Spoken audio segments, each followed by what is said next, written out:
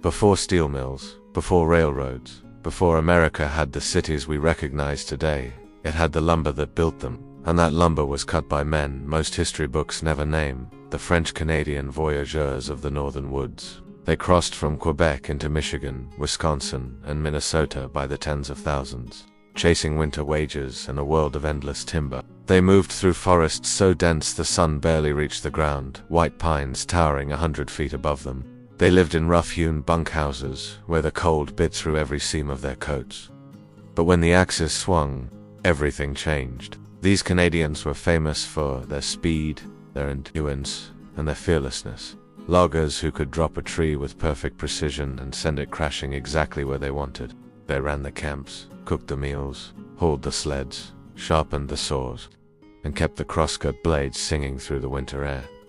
And when the thaw came, they took to the river, guiding millions of logs through rapids and whirlpools, dancing across rolling timber with iron-spiked boots, a deadly ballet known as the River Drive. Mill owners depended on them. Railroad magnates relied on them.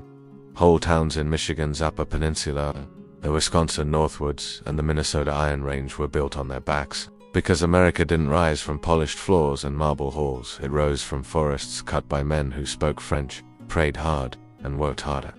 Their songs, the chansons du voyageur, echoed through the pines at night, carrying stories of home, hunger, and hope.